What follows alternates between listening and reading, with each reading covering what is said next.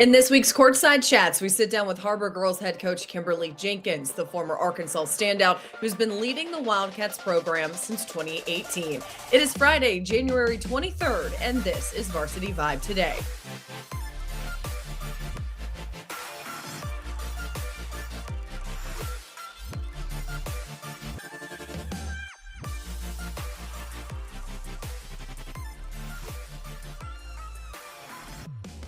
Kimberly Jenkins has led the Har-Ber girls basketball program since 2018, and she might look familiar to you if you follow Arkansas basketball. She's a member of the Arkansas Sports Hall of Fame and the University of Arkansas Razorback Sports Hall of Honor, and she still ranks fifth all-time in scoring for the Hogs. But her focus right now, all about her Lady Wildcats team, and they are rolling right now in the 6A West. They're talented, but they're a special group on and off the court. Welcome into another Courtside Chats. Excited to be here at Har-Ber High School, and Coach Jenkins, thanks so much for joining me, and really excited to get to know you and your team. And so when the season started, when the roster and you guys were practicing before anything got going, how did you feel about the chemistry with the girls that you had on the roster this year? Well, we had a great spring and summer with our kids. Preseason, when we started school, just great kids. They really seemed to like each other and want to spend time together.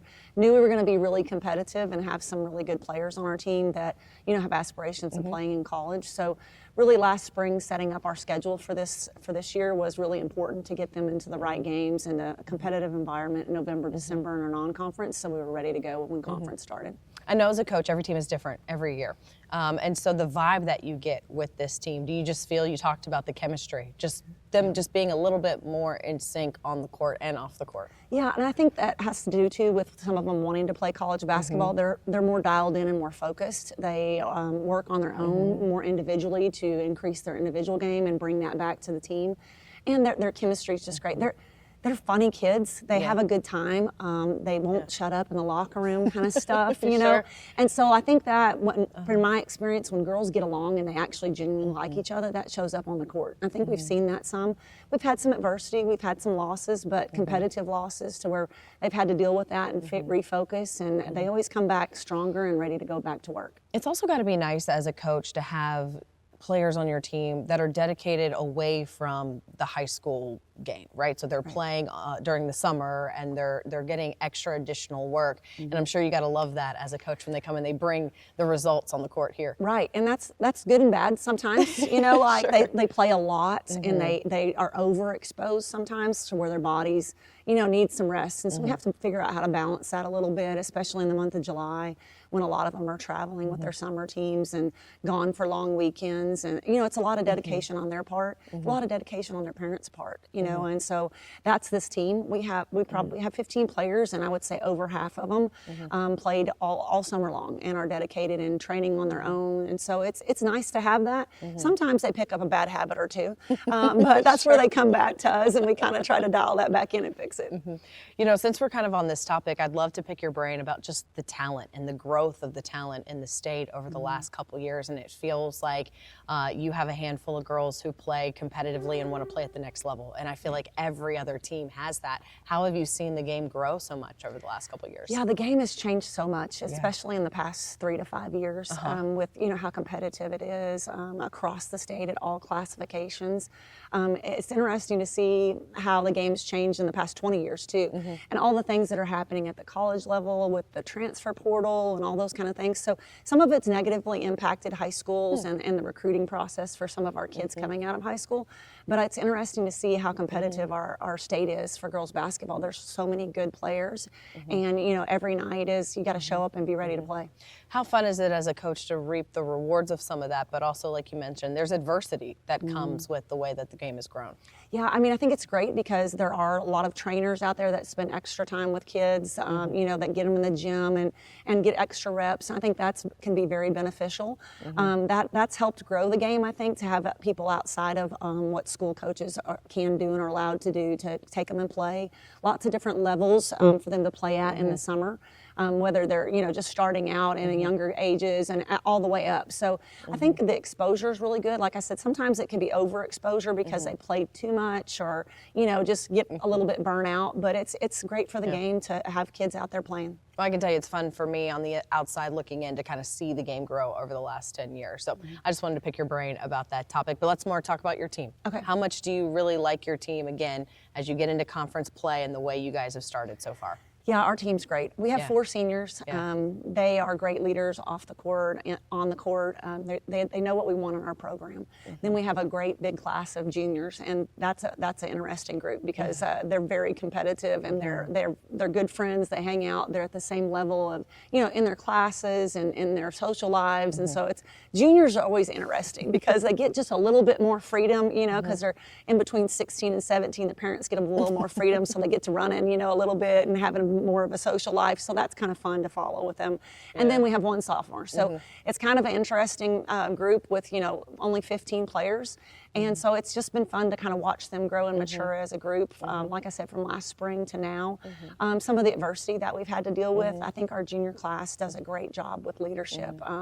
McKinley Campbell is definitely our heart and soul. She's our leader, has been since she was a 9th grader. She's like a little coach on the floor. You can see us during games. She comes over and she'll grab my hand and we just kind of take a second, take a breath, and we get the next play in, and she goes out and gives it to everybody else. And she's a 3-year starter at this point. So for her and I to be as in sync as we are, it makes the leadership piece of the team really easy. Her twin Madison Campbell, this is her this is her breakout year, I really feel like. She has, been a starter for us the past 2 years, but now she's breaking out. Like, this is where she's finally getting comfortable in her own skin and doing some things that we knew that she could do.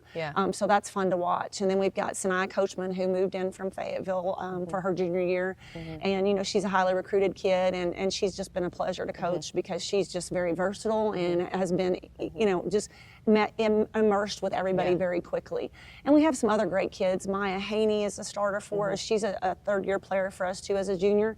She's doing a great job for us right now, doing a lot of little things. And then Gracie Davenport's our 5th starter, also a junior. So all 5 starters are juniors, which is so fun to see them have the experiences they're having this year and know that we bring that core group back next year too. We talk about McKinley, and I got to visit with her earlier last week, and she talks about how she's just a talker on the court. And then her and her sister Madison just talk all the time. I mean, to have the twins on the court, do you have to sometimes be like, okay, you're talking too much? Or do you have to ever reel them back in? That's more off the court. We have to reel them back in off the court because they get hilarious in the locker room.